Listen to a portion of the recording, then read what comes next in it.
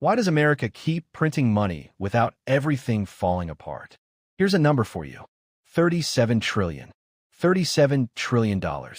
That amount is so large that if you sat there counting it out, $1 bill at a time, day and night, without stopping, it would take you roughly 1,100 years to finish.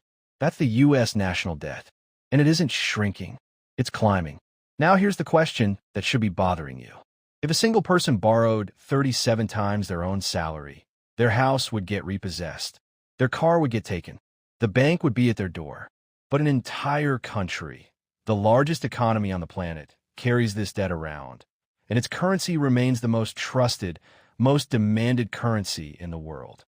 People buy property in Dubai in US dollars. Oil deals are priced in dollars. Even countries that despise America still keep their reserves in dollars. So the real question isn't why America borrows so much. The real question is, why doesn't this system break? And once you understand the answer, you'll realize this isn't just a topic about economics. It's an illusion, a carefully maintained illusion. And the entire world, knowingly or not, is participating in it. Understanding this today isn't just a matter of curiosity anymore. In 2020, when COVID hit, America printed more money in a few months than it had ever printed before. Trillions of dollars were injected straight into the economy. People panicked, inflation is coming, the dollar will crash, the whole system will collapse. Inflation did show up, to some extent. Prices rose. People felt the pain, but the system didn't collapse. Then in 2023, 2024, 2025, the debt kept growing. Interest payments climbed so high that America now spends a massive chunk of its budget just servicing old debt, not building new roads, hospitals, or schools. And yet, global investors are still lining up to buy U.S. Treasury bonds. That contradiction is the heart of this video. Because if we don't understand how money printing and debt actually work, we'll keep misreading every financial headline, whether it's about India's economy, fears of a global recession, or the rise of crypto. It's all connected. And the root of that connection sits inside America's money system. How the system actually works. Let's start with the basics, but let's keep it sharp, not boring. When people say America prints money, they don't mean a literal printing press running overtime. Modern money creation is digital. It happens through America's central bank, the Federal Reserve. The Fed has a power that no ordinary person has. It can essentially type a number into a computer system, and that number becomes money. No vault of gold gets opened. No physical resource gets spent. The process sounds simple. The government needs money for war, for stimulus checks, for infrastructure. The government issues U.S. Treasury bonds, essentially saying, lend me money now, and I'll pay it back later with interest. Investors buy these bonds, banks, foreign governments, pension funds, even ordinary people. But when there aren't enough buyers in a market, or when the Fed wants to boost the economy, the Federal Reserve itself starts buying these bonds, using newly created digital dollars. This process is called quantitative easing. And this is exactly where the real magic, or the real danger, happens.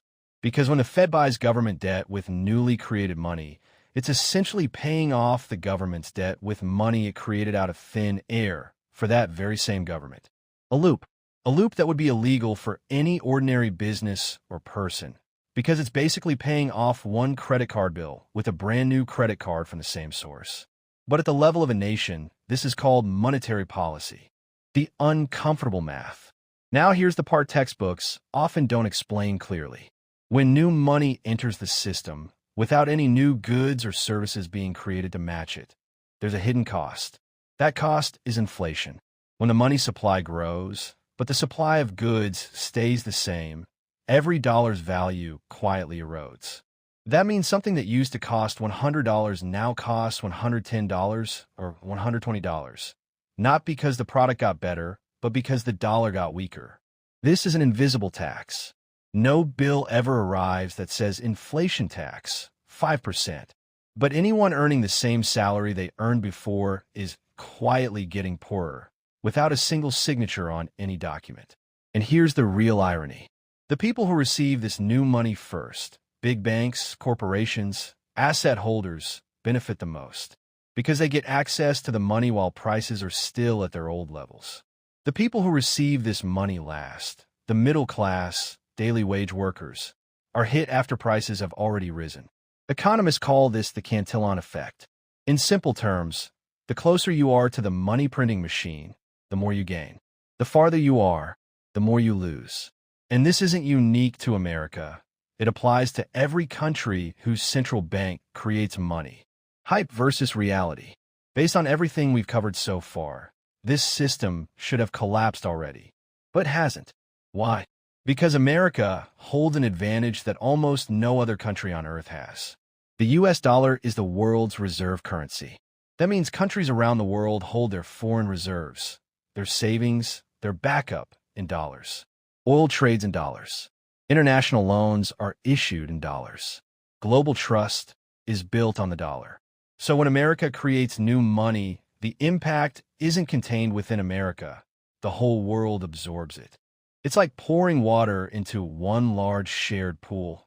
America fills its own bucket, but the dilution is felt across the entire pool, not just America's corner of it. That's a privilege. Economists call it exorbitant privilege, a benefit so large it feels almost unfair. But this is where hype and reality start to split.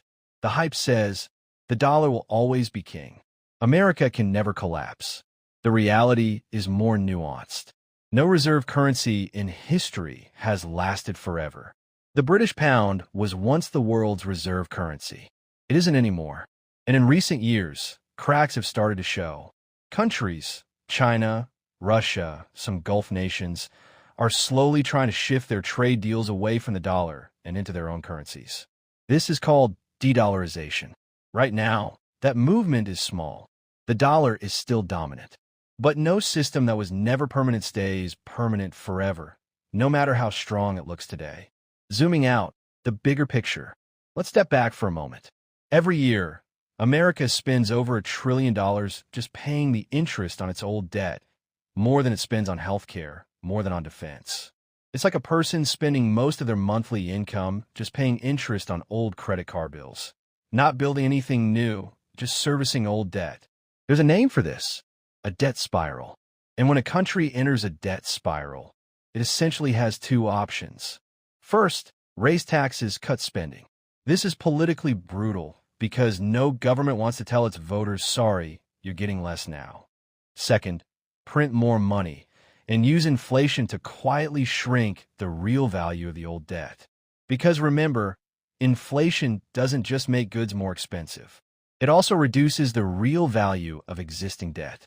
If you borrowed $100 from someone and the dollar's value drops over time, you technically pay back the same $100, but its real purchasing power is far lower. This is why many economists warn that America may be quietly walking this same path, using controlled inflation as a tool to gradually erase its own debt. This isn't a conspiracy theory. It's a well-documented historical pattern, one that played out in Rome, in Weimar Germany, and more recently in Argentina and Turkey. The difference is that America has time. It has a buffer. It has global trust. But no buffer is infinite. What the real risk actually is. The biggest risk isn't that the dollar suddenly crashes overnight. The real risk is that this process is so slow and gradual that nobody notices it happening until it's too late. You look at your salary, the number keeps rising. But you don't notice that the purchasing power behind that number is quietly shrinking. You watch the stock market hit new highs, but you don't stop to ask whether that's real growth or just prices rising across the board because of the extra money sloshing around the system. It's like a fish sitting in slowly boiling water. The temperature rises so gradually that the fish never realizes it's in danger until it's too late. And as long as the world keeps trusting the dollar, this system keeps running, because trust is the only thing holding the entire structure up. There's no gold backing it, no physical guarantee behind it, just a collective belief that the dollar is valuable because everyone believes the dollar is valuable. It's a self-fulfilling prophecy. As long as the belief holds, the system runs. The day that belief starts to crack, whether from a geopolitical shift, a new alternative currency system, or a crisis of confidence, This entire structure could shake far faster than anyone expects. Ending. So let's go back to the question we started with. How can America take on this much debt and still keep standing? The answer isn't that the system is flawless. The answer is that the system runs on a trust-based illusion, one that's been so carefully managed for so many decades that most of the world has simply come to accept it as normal. But every illusion has a breaking point. Throughout history, every time a power believed it was above the rules of the currency system, it turned out to be wrong. The question for America isn't whether this will eventually break. The question is, when trust starts to crack, will the world have another option? And if it does, who will hold the power in that new system? Because money was never just a number. Money is power, and whoever controls the money controls how the world moves. So here's a question worth sitting with. If the dollar's era ever ends, where will you be standing when it does?